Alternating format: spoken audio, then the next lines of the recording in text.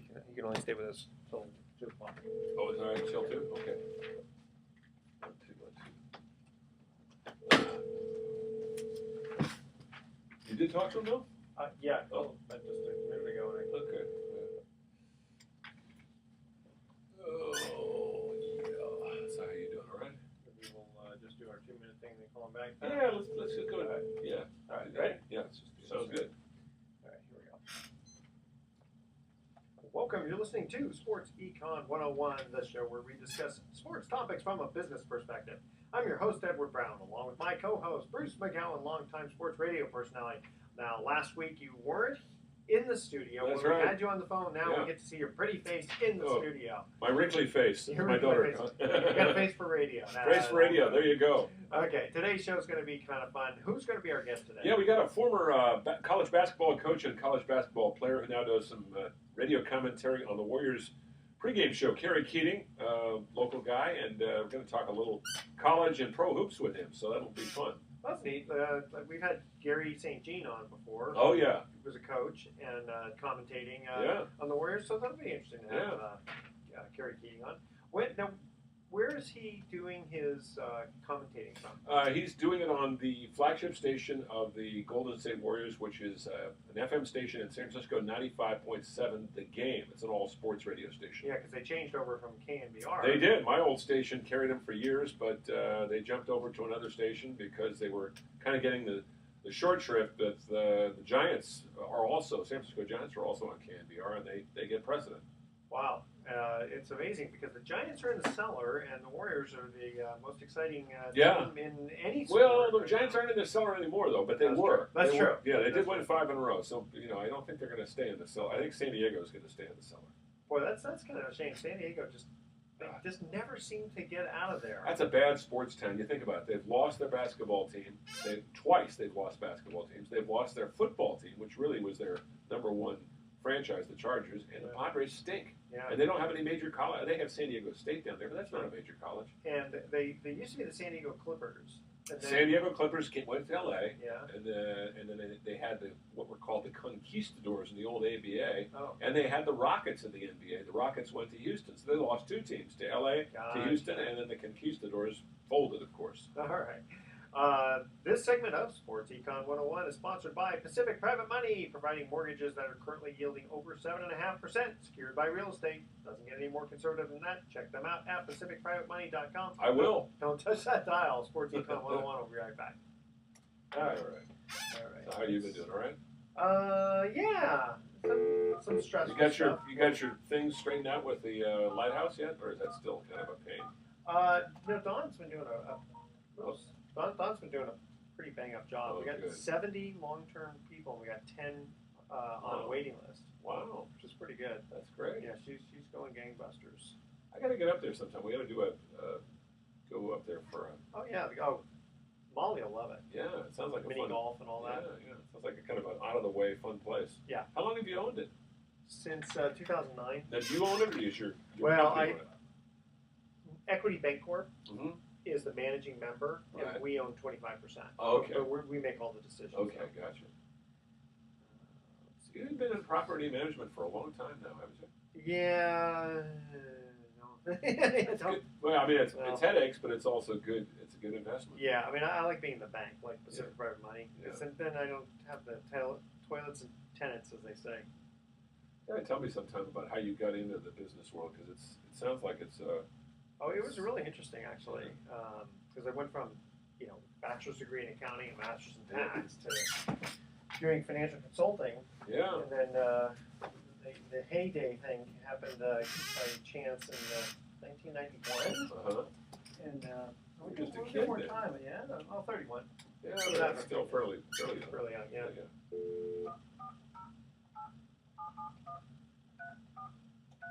God, I'm so glad I got this job. Yes. Oh my God. Yeah. Watch off the street. Yeah, definitely. Where are you, Kerry? It's funny because I literally called him my cell phone before. Mm-hmm. And is this his landline? That sounds. I think this is a cell phone. Kerry, are you there? Hey, Kerry, there he is. Yeah. Good. Good. We got Bruce here now. PK's Right on time? Yeah, just got out of the waves. I apologize. I was having too much fun out there. It was actually pretty nice. Got about 2 hours in. And Kerry says that he can stay with us for 2 seconds. That's so great. We're That's going great. to get right into it because Cool. time is valuable. Yeah, time is valuable. All right, you ready? Here we go. Sure. All right. Welcome back to Sports Econ 101. I'm Edward Brown, your host, along with Bruce McGowan. Bruce, who's on the phone? Oh, we got a friend of mine, Kerry Keating, former basketball coach at Santa Clara University. And Kerry, also, before we get into the NBA, I want to talk a little college hoops because Kerry played at Seton Hall, which became a big powerhouse for a few years with PJ Carlisimo. And a lot of people know PJ Carlisimo, of course, from his television commentary and from his stint in the NBA with the Warriors, among other teams. But he was a terrific college coach. And Kerry, you played for PJ during the heyday years of the 1980s. Talk a little bit about this guy because we hear so much about him and see him. He's so enthusiastic and so animated. But what was he like as a college coach? Well, I would say colorful is probably an easier way to put it. All got exposed to a different level with PJ once he moved on to the NBA. And I was fortunate to have a relationship with PJ since I was about 2 years old. He and my father were very close in basketball circles back in the metropolitan area in New York, New Jersey. And my dad having coached at Hofstra University before he went to athletic administration. I was PJ as a player at Fordham and then moved on to coach at Wagner when we went to Seton Hall. And fortunate the two of them were able to join forces together and help Seton Hall. My dad was the athletic director and PJ as the head coach in the mid-'80s. And although I wanted to go to North Carolina to start my coaching career by playing JV basketball and eventually moving up the ranks and learning from guys like Roy Williams, who were the assistant coaches there, PJ and my dad created a great opportunity for me to not just stay close to home, but go to a place that would afford me the opportunity to eventually coach while I was in college. So the initial intention, guys, was for me to go play baseball.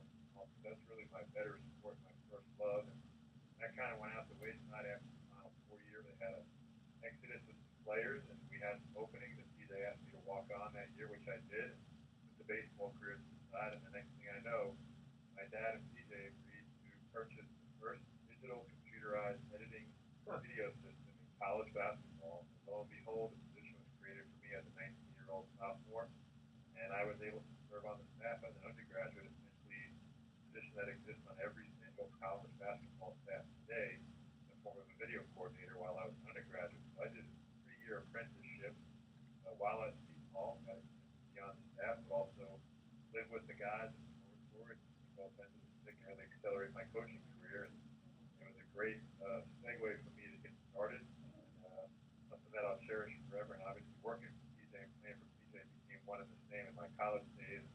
Lo and behold, here I am 25 years later with a pretty successful college coaching career behind me, and now trying to work on a media career as we speak. So we'll see if I'm successful in that and following PJ's footsteps as he's moved into the media team now too. And I assume you didn't pull Latrell Sprewell on him. That's No, happened. I didn't choke him, and I'm sure he wanted to choke me. I will say this: being the first ever digital video editing coordinator in college basketball, we were the first, as I mentioned, the first school, Division I school to have it. It was very antiquated by today's standards at the time, but I was so nervous on our first edit that we got done, and it was way too long, about 25 minutes too long. I remember like it was yesterday, our first Big East game against Georgetown. And I stayed up all night in the office doing it, and I got a little nervous that something would happen if I wasn't having it in my professional time. So I took it back to my room to make sure, and again, this is VHS tape. You guys remember those? Oh, yeah. Oh, yeah. Make sure that the tape worked in my room, and came back and worked. I was satisfied with it. And of course, PJ, he into the office the next morning. I'm usually up as early as I could be. My first class at 8 o'clock. Got in there before I went to class. And next thing I know, I have a plethora of pages. I didn't have a phone, I had a pager, so I was mobile even before mobile existed. And it was PJ looking for the edit tape to get ready for practice that day. I think he had a sixth sense. There were no cameras in the building at that point. As soon as I walked in the back door, I could hear him yelling. My nickname, if you know PJ, he's got a nickname for everybody. The nickname for me at the time was Stick. And he used a few expletives around my nickname. Now, where the tape was and why I still had it, never, ever have any film to keep the office ever again. Oh, boy. There was one time where I felt like soaking him. It was That's a great story. That is great. That is great. Well, it's interesting how Kerry got into the media. You worked locally here in the Bay Area with Santa Clara University, but Kerry does a really fine job on the pregame show with the Warriors. And I know that that's something that I don't know if you wanted to get into this profession originally. I mean, obviously you're a basketball junkie. You played baseball. You're an athlete, and you've been a coach. But now you're sort of transitioning into the media. And what has that been like? And how much fun are you having doing that, especially with the Warriors this year going to the possibly to the NBA Finals again? So one thing that happened as I moved off the court and on the sidelines, if you will, after my freshman year, is I also changed my major from business to communication. And at the time, it was set up with two things in mind. One, it was a little less stressful at the time that I had to put in my academics, even though I proudly never missed a class in my 4 years that I was healthy enough for. I did it with the thought in mind that if I was able to have a successful coaching career, that I thought one day I'd go into the media, into commentating. I never thought that it would ever really happen as 25 years passed. So I was fortunate enough to be around some great coaches and great players and great programs. One of the things I'm most proud of, I was the only college basketball coach who have participated in the final game of the 4 major postseason tournaments, if you will, the NCAA tournament, the NIT, the CBI, the CIT, and the final games, having won 3 of them. So I was able to be around a lot of successful coaches and a lot of successful players, and it kept me going to the point where I was able to gain a lot of knowledge and a lot of experience. I thought I might do it, and I haven't had a chance to really reflect on that until recently as I'm doing more media time. And I was actually doing color commentating for the school radio station during games when we were on the road or we were at home, and my video duties were done during the game. So little did I know I would gain that experience and put it to use 2.5 decades later. But I thoroughly enjoyed it. I really enjoyed being able to talk about it, to share my knowledge and my story, and work with fantastic people. And obviously, I've been blessed to have a great friendship with a guy like Damon Brewster, introduced me to the staff 95.7 and gave me an outlet to be on the Warriors warm-up. That has now opened up doors even more to the 95.7. For instance, tomorrow morning I'll be in there for 4 hours with the morning show guys, helping host the show for 4 hours for the morning show. So just have to be available, as you guys. Oh yeah. Be available to whatever it takes. And it's not just humbling, but it's also very rewarding. Do you have any aspirations of maybe being an NBA coach or going back to college coaching? Yeah, I've kind of moved off college to more of the NBA. I was able to consult this year for the Houston Rockets and do some personnel work for them, for the NBA players that came into Oracle, because I was at every game doing radio duties for the radio station. So if there's any move into the NBA, it might be a front office and personnel standpoint. I have a lot of friends that coach in the NBA and would love nothing more than have a shot at coaching in the NBA.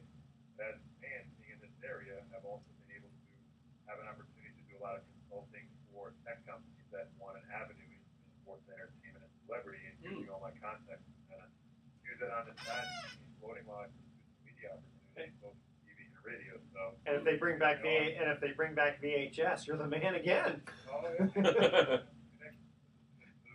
origins of it.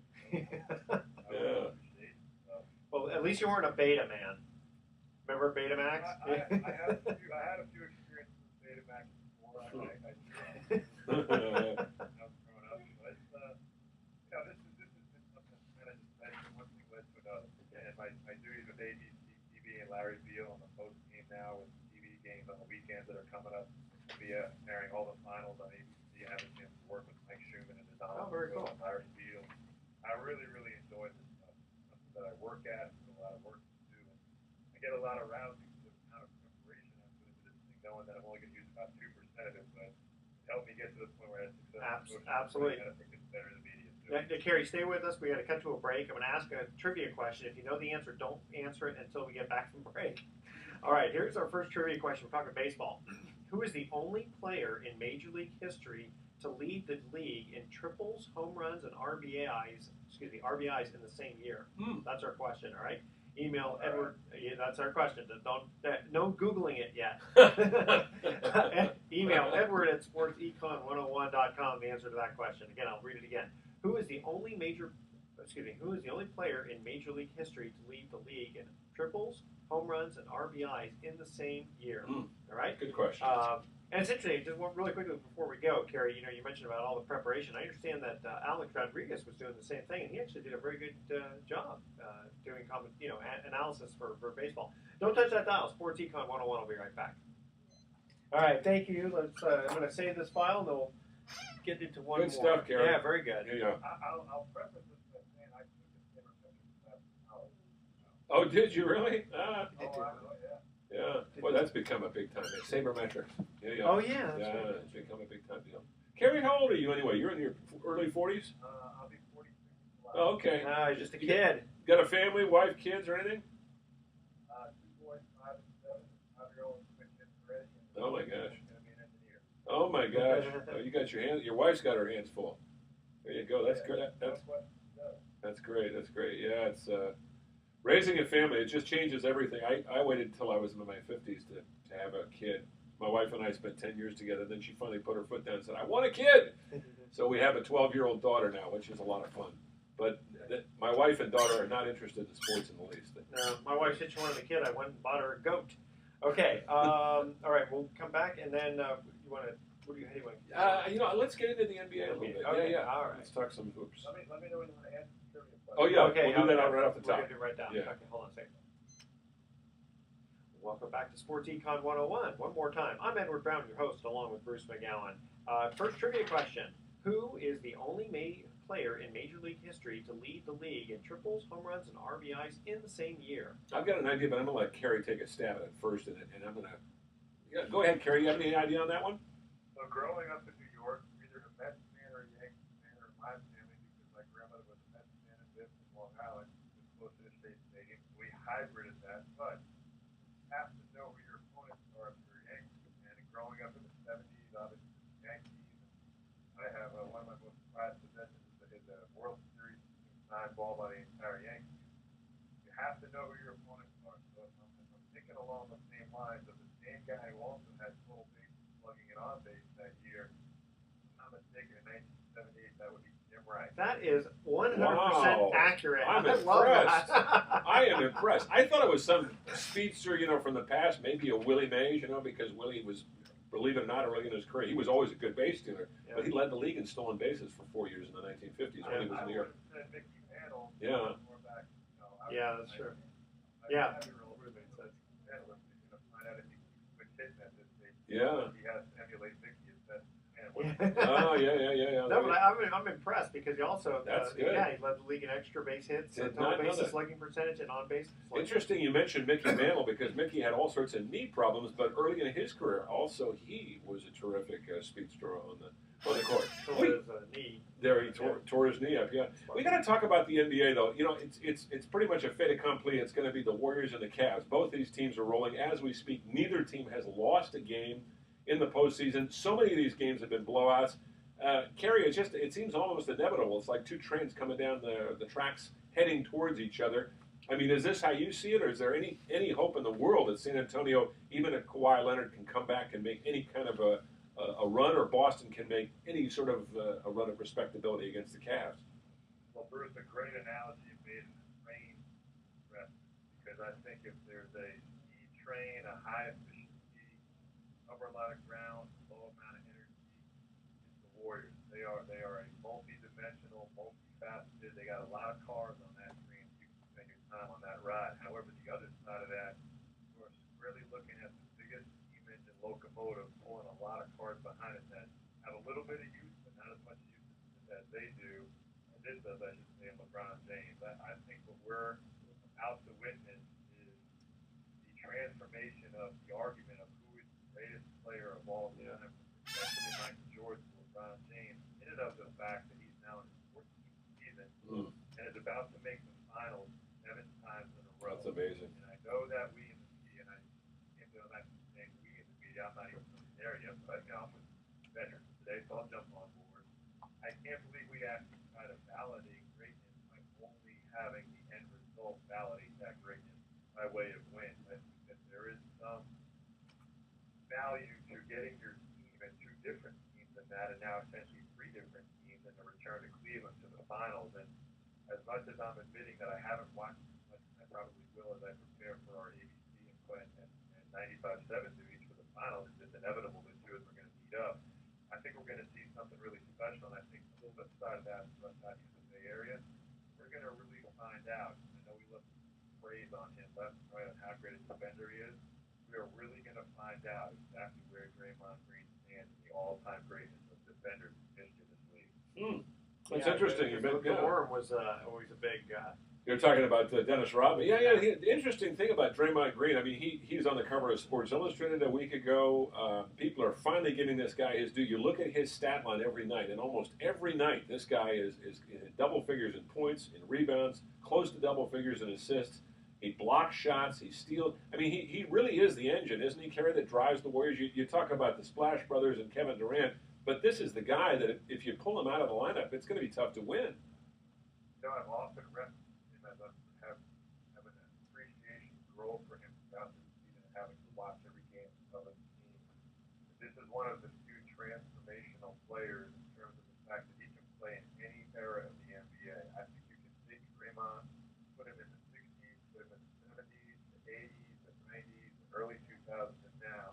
He's one of the few, and maybe the only player in the game today that I think you can say that about. Now, obviously, I think LeBron James fits that role, but in a totally different role than he fits that locomotive eventually talked about. Yeah. Draymond's versatility on both ends of the ball, especially the defensive end, and his propensity for not just competition and emotion, but physicality, I think is going to garner him a lot of appreciation as time passes, especially if he's able to help the Warriors hang another banner and maybe a few more before his time is up to 6 around Golden State to be able to do that. I really, really appreciate him and what he's able to do, what he does competitively and emotionally is second to none.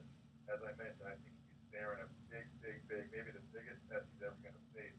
A guy like LeBron James coming down the pike before too long. Yeah, one of the things I really appreciated about watching Draymond is the fact that he always gives 100%. You never see him let up at all. And when he doesn't throw the ball away and make silly mistakes, then it's really hard for the Warriors to be beaten. It's just that sometimes their turnovers just drive you crazy. But it's amazing that when he's very thoughtful about it and he doesn't just quickly just try to throw a baseball pass or something, the points just keep coming. Well, it's interesting you bring that up because, and I'd like to get Kerry's thought on this. One of the things the Warriors do, I think that attracts so much attention and has really transformed the game is that they are almost, I hate to use the term old school, but they do pass the ball so much. And you remember the old movie Hoosiers where Gene Hackman said, 4 passes, 4 passes, what are we going to do? And they do that sometimes to the point of the ridiculousness, but maybe that's a good thing. I mean, Kerry, have you seen a team that's as selfless as the Warriors? I can't remember a team like this since I was a kid growing up in the 1960s. Well, I think that's an appreciation that's carried over through Steve's connection to Phil Jackson. I like Greg Popovich, obviously, college coaching role. I think Steve has done, if nothing else, a great job in imparting a winning way of playing, especially given the group of superstars that they have, and the supporting cast, which should never be forgotten as well, because they're just as important in the overall picture.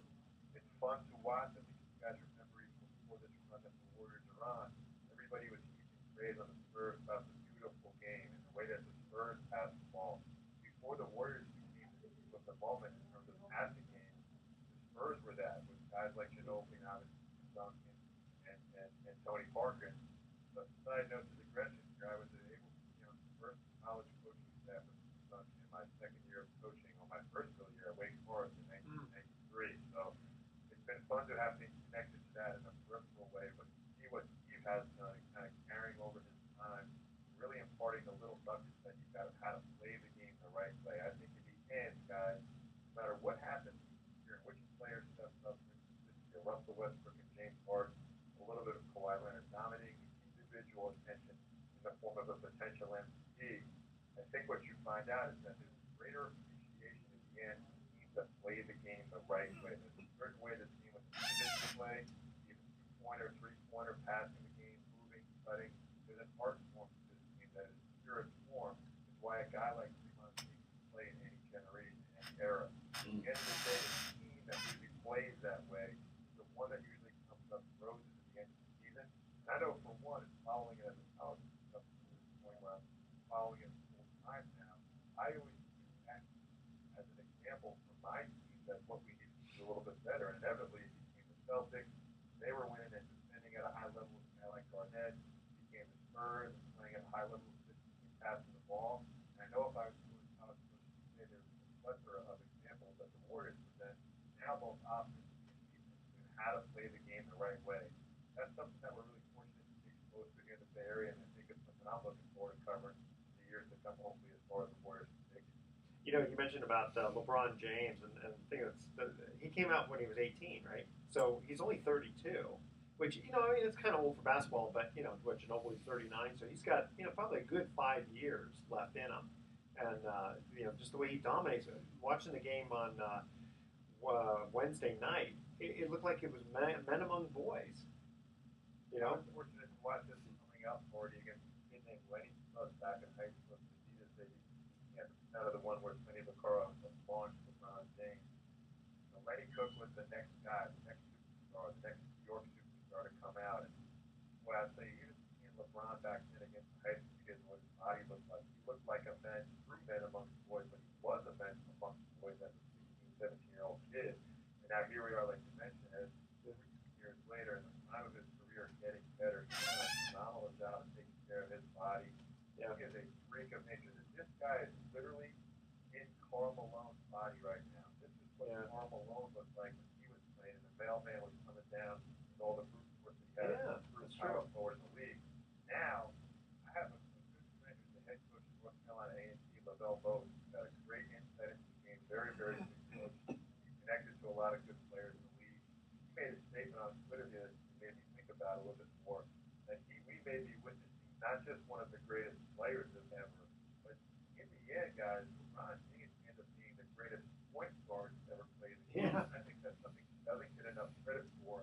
And last year's run, when I was doing some work with Comcast in Baltimore, we broke down the finals before and did a breakdown of showing, and I didn't realize until then how good a basketball really Yeah. is. I still view him that way, but this is something I think we're going to have a better appreciation for when he's done. Yeah. I'm going to tell you what, I'm really looking forward to that if Warriors and Cavaliers ever close these series out, man, this is going to be a lot of fun. Oh, it will be. Hey, stay with it. If you could, just stay with this just a little tiny bit. I got to go to our next commercial break here. All right. Another baseball question. 2 players have hit a grand slam on the first major league pitch they faced. Name those 2 players. You got to give me the time, the date. No, I'm looking for the 2 players. First pitch. Wow. A grand slam. All right. Ooh. Stay with us. You're listening to Sports Econ 101. We're going to be right back. All right. Okay. Yeah, I think I've got, this there are one. 2 guys, huh? 2 guys. I think I got one of them, but it's Yeah, an I love oddball one. Kerry, I loved your answer to the first one because you gave us the reason why you knew all the details of the Jim Rice. That's Jim Rice was very difficult to deal with, Kerry. I had to do a lot of stuff whenever the Red Sox came to town back in the 80s. Great player, though. And I used to do a lot of freelance work for a couple stations in Boston, WEEI, and there was one other one, I can't remember the name of it, but he and was Dwight Evans okay? Dwight Evans was great. Dwight Evans was a great guy, but Jim was just a rough character. And I remember once he had literally attacked a reporter and had to be pulled off the guy. He ripped the shirt off this reporter. What did he ask him?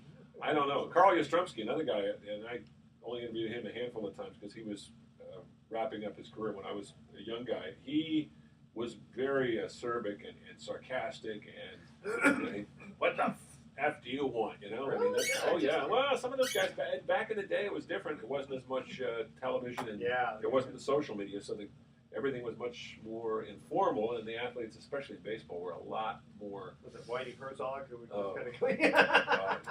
Whitey Herzog once literally knocked the microphone out of my hand.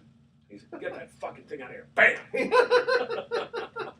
Seriously. Kerry, do you want to stay with us for one more 13-minute segment? Okay. That's great. Good stuff. I got one of the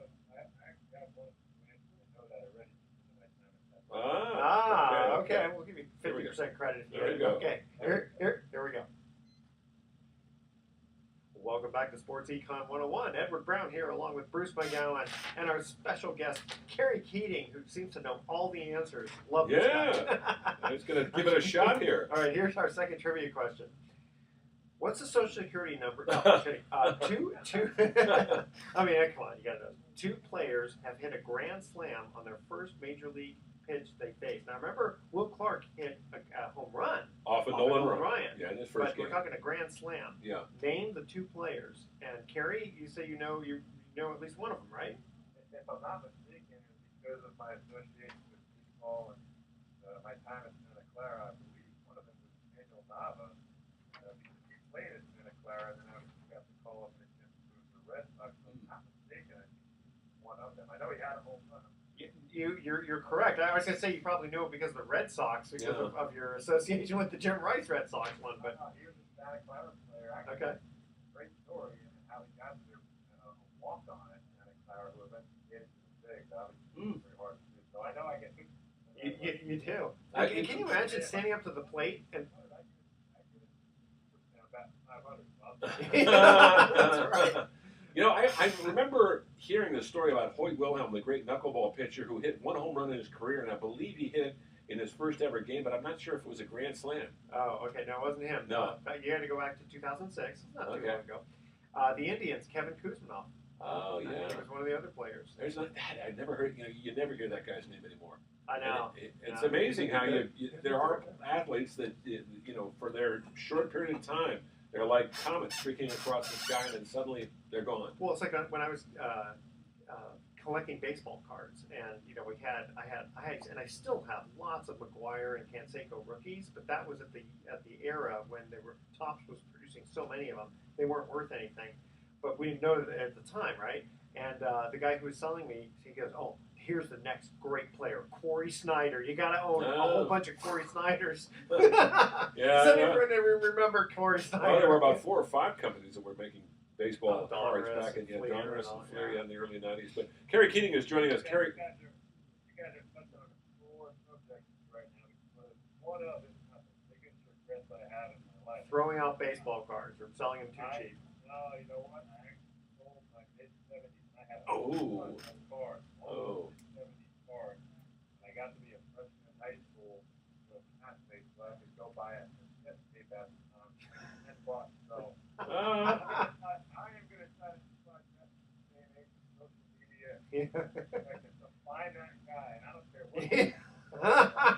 what. Listen, there was probably only some Pete Roses and. But the baseball card. If you're thinking about it in terms of money, the baseball card market really, really tanked a number of years ago. It was really peaking in the '90s. But it's just the nostalgia and the need or the whatever want you have to have that association with your childhood. And I think most American men, not all, but most, have that association if you grew up in the '60s or the '70s or the '80s. And well, I had a 1909 or 1906. No, see what year was that? Well, okay, there was 1909 would have been Ty Cobb. 1906 Hannes Wagner, but I threw it out because it looked like a cartoon. That's supposed to be still supposed to be the most valuable. Yeah, it's worth a couple something like $1,000. $12 of them. Well, we were talking to Kerry about the inevitable matchup between the Warriors and the Cavaliers, and again, not to disrespect San Antonio, but without Kawhi Leonard, even if he is playing, and Tony Parker, Kawhi's injury to his ankle is going to inhibit him. And I think also Boston, as well as they played and as inspired as Isaiah Thomas has been with his play, dealing with his personal tragedy of his sister getting killed in that horrible one-car accident. I just don't think they have any chance against Cleveland. So it does intrigue everybody, I think, Kerry, to, as you mentioned, to have LeBron. And we always talk about LeBron almost in the singular form, like it's LeBron and the Cavs. The Cavs actually have a pretty good supporting cast of players. Have they? On fire. Yeah. I mean, they do. And yeah. I think we can't, especially up here out in Warriorland, we can't miss the impact Kyrie Irving had. Yeah. Very, maybe overshadowed a little bit by the great LeBron James. I think you poll basketball insiders on the other 29 teams in the league, I think they wouldn't be hesitant to say that Kyrie is one of the 10 best players in the entire league. Really? He's Wow. able to do. Yeah, he's a very special player in the sense that not only can he produce and have the speed and the ball handling to do it, but he's also shown a propensity to hit big shots at big times. And obviously, we know the one that he hit last year, Game 7 out here. So I think you're dealing with LeBron. Obviously, Kevin Love presents a lot of challenges.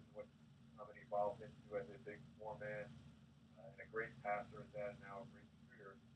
The additions that they were able to make, Dave Griffin made in the front office to add guys like Kyle Korver, Darren Williams. I think they're a team that's going to be, I wouldn't say overlooked, but really going to come out now. And you're looking, I saw a great point made on Ball Place Twitter. Of course, that's where we all go to get our information nowadays. That's how it is. Now, you play 82 games to get home court advantage, and Celtics gave it away in 12 minutes. Yeah. Wow. So maybe there's not as much to be said as gaining the home court advantage on the East as much as it is to the West. And I kind of think that it's very important now, given the fact that Kawhi has gone out and we're going to save off the Spurs for home court advantage out here. I still think that home court advantage is not as important as it is in the conference finals. I think that home court advantage is going to come up in the finals if the fact that the Cavs and the Warriors, you're going to need more games at home in those finals more than you will be out in the conference finals beforehand. So we'll see how that plays out. I think you guys are hitting the nail on the head. I think this Cavs team is going to come out now and cover it. Obviously, we're going to have it first when game one comes around. That's how good they really are, and the fact that they're playing better now, and still continue to get better. Much of the sense that the Warriors have been playing better in the first 2.5 rounds of this Western Conference basketball finals right now. I just don't recognize Iman Shumpert since he changed his hair from last year. Well, the thing I'm looking forward to, Kerry, and we're talking with Kerry Keating, former Santa Clara basketball coach and local sports commentator, and also he played college basketball with PJ Carlisimo's team back at Seton Hall. The thing I'm looking forward to is the last 2 years. You think about this. Cleveland was shorthanded with Kyrie Irving out in 2014-15. And then the Warriors last year had Draymond Green suspended for a game, and Steph Curry was dealing with a knee problem, with an ankle problem. He wasn't at full strength. So now, theoretically, if these two teams stay relatively healthy, you're going to have the best of both teams going up against each other in this third series, which, I think in some respects will make one of these teams the dominant team. Let's face it, whoever wins this series can say, hey, we won 2 out of 3 series. What are the chances of an NBA team also, or 2 NBA teams playing each other 3 times in the postseason? I mean, it's a great story. The Celtics, Lakers. Yeah, but they never played each other 3 times in a row. No, I guess it was 2 times, and then there was a break, and then another 2 times. Exactly. Yeah, I think a lot of people look in that potential series, and obviously, if the NBA, you hope that it goes as long as it possibly can. And in the case of the scheduling, it'll be June 1st to June 18th. We're talking about 18, maybe 19 days of getting this series covered and exposing the product that is the NBA with the 2 best teams playing for the championship, and obviously one that is now evolved into this rivalry. As you mentioned, it's the first time to have the 2 teams play each other 3 years in a row. I got to think that from a financial standpoint, the NBA is going, yeah, this is what we want. Yeah. I mean, because Cleveland really without LeBron is just okay. I mean, everybody likes it's like the Yankees, right? Everybody loves to watch the Yankees in the World Series. Theoretically, they're America's team, type of thing. And Cleveland though, without LeBron, really, I mean, yeah, they have great players on, but it's not a big draw. And even the Warriors are not a big draw theoretically, but now they are because of the players. You know what I mean? It's from the town standpoint. It's like if the Phoenix Suns get in, it's like who? Yeah. Well, it takes time to build the brand, and I say it's respect you have to have to bring opposition to the organization. It takes even a greater amount of time, not just to sustain it, but to really build it and make sure it works with the players. Yeah. And that's the biggest challenge for the Warriors and the Cavs looking ahead. And they sustain this without, whether it's Steph, whether it's Clay, whether it's Draymond, KD, or whoever, whether their current crop is still there, and can the Cavs maintain it once LeBron James? And that's a bigger task maybe than what the Warriors have done, building it around multiple players. Yeah, exactly. Building around one. One thing I love about the Warriors too, basically, with the exception of Kevin Durant, they were pilloried in the press and by the fans for going out and getting him, but they have put this team together basically from the ground floor up with draft picks and very skillful, and sharp front office people who, picked up guys like Draymond Green, took a chance on a Steph Curry. Klay Thompson was a good player, very good player coming out of college, but not many people really had heard that much about Klay Thompson. And, these are the guys that have developed into the foundation for this team. And you look at this team, Kerry, this Warrior team, they're basically about the 4 superstars, I think, average 28 years of age. So this team should be around for 3 or 4 more years. And that's the hope of Joe Lacob and the management that you can sustain this while you're developing younger players like Ian Clark or more importantly Patrick McCaw and Damian Jones, these draft guys. It puts the onus on the management to draft very, very intelligently, which I think they did a great job of buying Patrick McCaw in the second round. That really becomes the challenge as you historically and annually are drafting in the end of the first round, if at all, if you even have a pick.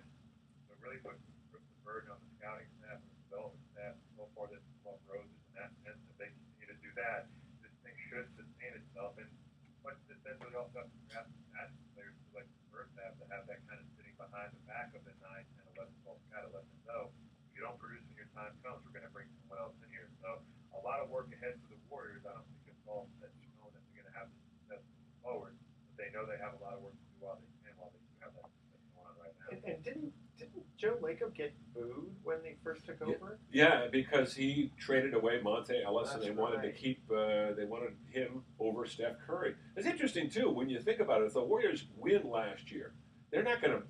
I wouldn't have thought. I would imagine they wouldn't have broken this team up. They wouldn't have gone after Kevin Durant. So, it's sort of unwittingly they set themselves up to have a better team this year by going out and getting Durant and developing young players. And let's face it, the Warriors were very good last year. They were great. They set a record for consecutive wins, but they were getting older. Guys like Barbosa and Spades and Festus Ezeli, who did not play at all, and Harrison Barnes, who was a good young player. But they brought in some new young blood. You mentioned McCaw, JaVale McGee. They've got a team that on paper that they probably wouldn't have had, Kerry, a year ago if they won the championship. It's interesting to think about it. They've got good problems themselves, and now they just have to figure out how to manage their money properly, the assets that they have, as opposed to managing the money to gain assets. So they're in a favorable position, and not more favorable than if they're able to close it out where they get themselves to the finals. Financial windfall that comes down from that. And obviously, it has to be big because we're getting ready to move in 2 years. How much big shift will happen when that goes down and Warriors have to get into the chase now. But I think it's really cool when they end up getting players like Zaza, who takes a huge pay cut just because I want to win. Yeah. Yeah. Well, it's kind of fun too with Zaza. I mean, granted, it was kind of a tempest in a teapot. Greg Popovich, I think, was trying to deflect some of the negativity about losing, his great player Kawhi Leonard to sort of go after Zaza and maybe get in his head a little bit. It almost, to me, Kerry, it almost smacked at Phil Jackson when Phil used to play that kind of game to sort of mess with the other team's psychology, and maybe it was a good move. I don't know. Yeah. No, you get kind of grasp it. Are masters of the psychological element in a different way, whether it's your own team or the other team, or this nowadays media. The way that you can psychologically take advantage through your own powers and Greg Popovich of his own team, the other coaches, even to an extent, the referees, the league, the media. There's definitely a game that's to be appreciated when you have that level of success. You'll get away with doing that. Yeah. Hey, Kerry, I got to run to a quick break. We do want to say goodbye to you, but we're going to do it right after the break. So hold on 2 seconds. Okay. What modern day pitcher had the lowest single whip? The lowest single whip. WHIP. All right? That's one of those stats it drives me crazy. Okay, stay with us. Sports Econ 101. We'll be right back. That doesn't give you an excuse, though. Okay. All right. Sorry, we had to break there. We that. just have these hard breaks, and unfortunately, it come up and they. Because the Armed Forces Radio. Well, we go to Armed Armed Forces. One of the networks that carries us is Armed Forces Radio, and they really are tight with their. It's interesting. I'm doing these, updates now at KCBS, and I did that for years at KNBR, among other things at KNBR, and. You talk about a place that it reminds me a lot, Kerry. I worked at a radio network in New York many, many years ago where you had to be in on the second and out on the second because you're feeding all these stations. And KCBS is kind of like that. I got sort of, because I was doing, my updates were 207 to 213. And so my boss said, I noticed your updates were a little long there. We got to keep those tighter. Got a lot of spots. If he says it that way, that's nice. Nice way of putting it. Okay, so Kerry, we're going to answer the trivia question, and we'll say goodbye to you. And thank you very much. For great stuff, Kerry. Really Fantastic. Stuff. Okay. You guys can send me a link to this, I can do that. Absolutely. Yeah. Okay, here we go. Afterward, I'll get your email address. Here we go. Welcome back to Sports Econ 101. Last time for today, I'm Edward Brown, your host, along with Bruce McGowan. Third trivia question. What modern-day pitcher had the lowest single whip, which stands for walks, Kerry take a shot at that again. Kerry is kind of a stat guy. Yeah. We have discovered it. It's an interesting one. Yeah. Maybe just the modern day saber. When I took my class in 1992, did not exist. I can't say that I actually know this. I can't even venture a guess now that all the pictures are coming and going nowadays. I think it's more of a modern picture if I had to guess. Yes. Somebody like Clayton Kershaw. Not that late. Okay. A little earlier? bit, just a little bit, not much. Okay. 2010. 2010. Red, Lincecum? no, Pedro Martinez. Oh, Red yeah. Sox. Pedro was still. Yeah. Another Red Sox guy. I know. We had a lot of Red Sox Yeah. ones today. Yeah, Pedro Martinez. That was towards the end of his career. Yeah. Well, we've really enjoyed having Kerry Keating on. We're going to have you on again during the playoffs here. And keep up the great work. Really enjoyed listening to his pregame on the game here in San Francisco, which is the flagship station of the I was going to say San Francisco Warriors, soon to be San Francisco Warriors, Golden State Warriors. Yeah, that's right. Well, they were back in the day when I was a kid. That's right. Are they going to keep the same logo? Why not? Go get rich, right? Yeah. Got to keep the same logo. But, Kerry, thanks again for joining us. and hang on the phone here. We'll I appreciate it. yeah, well, hang on the phone and we'll get your We'll contact. get your email for Yeah. this later on. So, Yeah. okay, here we go. I want to thank my co-host again, Bruce McGowan, and here's our thoughts for the day. When you talk, you are only repeating what you already know, but if you listen, you may learn something new. Ah, Right. okay. And the desire to succeed means nothing without the will to prepare. I like these. Good See, advice. You're quite the philosopher, so I figured you'd enjoy all of these. After being out, I just have to tell you, I came here from surfing, so I'm very mellow right now. I surfed for 2 hours before I came in here, literally. Well, thanks for not falling asleep. on Yeah, us. no. Appreciate That was great. All right, tune in next week to Sports Econ 101. We're going to be discussing sports topics from a business perspective, and also our guest is going to be Steve Baker, the That's right. the agent, sports Yes, agent. that's right. We're going to be asking more sports trivia questions. Thanks for listening. On behalf of our team, I'm your host Edward Brown. But we'll see you next week. Good night, America. So long. Okay. Asked whether he urged Comey to back off the Flynn investigation, Trump tells news conference, no.